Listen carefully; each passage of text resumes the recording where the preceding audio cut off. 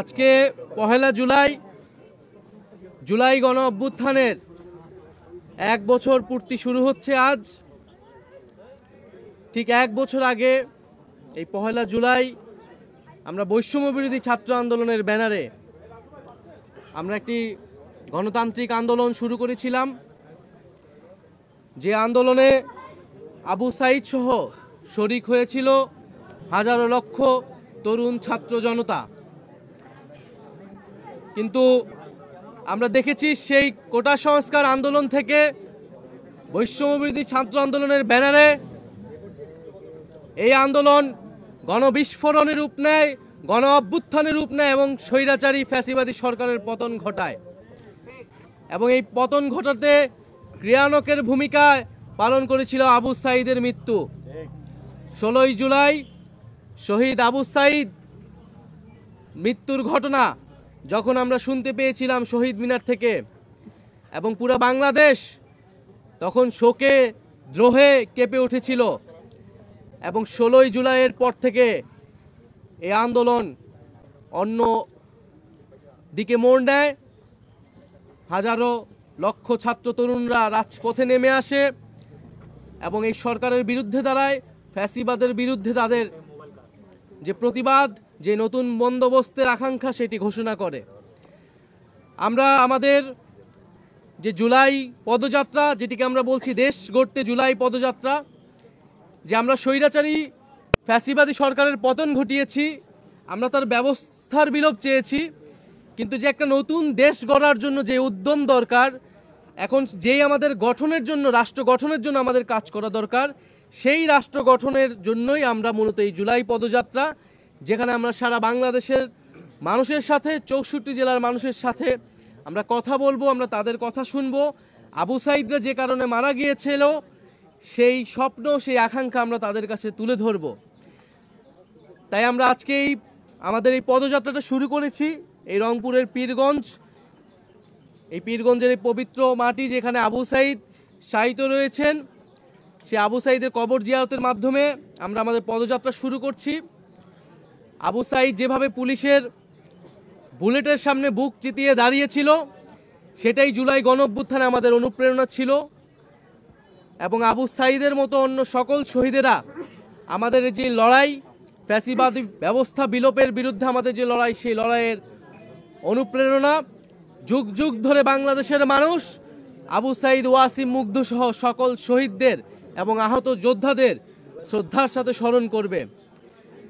আজকের দিনে আমি জাতীয় নাগরিক পার্টির পক্ষ থেকে এবং গণ অভ্যুত্থানে অংশগ্রহণকারী সকল ছাত্র জনতার পক্ষ থেকে আবু সাঈদ সহ সকল শহীদদের, আহতদের স্মরণ করছি। এবং আমাদের যেই দাবি ছিল যে বিচার, সংস্কার এবং নতুন সংবিধান, সেই 3টি দাবি আমি আজকে আবু সাঈদের কবর থেকে পুনর্ব্যক্ত করছি। যে একটি নতুন বাংলাদেশ গড়তে হলে আমাদের অবশ্যই বিচার, সংস্কার এবং গণপরিষদ নির্বাচনের মাধ্যমে নতুন সংবিধানের দিকে যেতে হবে।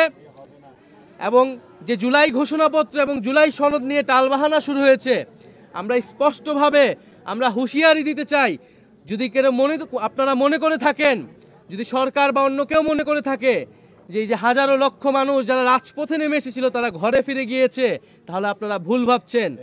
আমরা আবু সাঈদের কবর থেকে ঘোষণা করছি, আমরা বাংলার প্রতিটি পথে প্রান্তরে যাব। আমরা বাংলার ছাত্র জনতা, তরুণ, শ্রমিকদেরকে আবারও রাজপথে নেমে আসতে আহ্বান জানাবো। এবং আমরা 3রা আগস্ট ঢাকায় আসছি, বাংলাদেশের জনগণকে, ছাত্রদেরকে, শ্রমিকদের সাথে নিয়ে আমরা ঢাকায় ঢুকবো এবং আমাদের যে জুলাই ঘোষণাপত্র এবং জুলাই সনদ সেটি আমরা আদায় করে ছাড়বো ইনশাআল্লাহ। আপনারা যারা সাংবাদিক ভাই বোনেরা রয়েছেন তাদেরকে আন্তরিক কৃতজ্ঞতা জানাচ্ছি, ধন্যবাদ জানাচ্ছি। এবং আমরা এই পদযাত্রায় আপনাদেরকেও সাথে পাবো।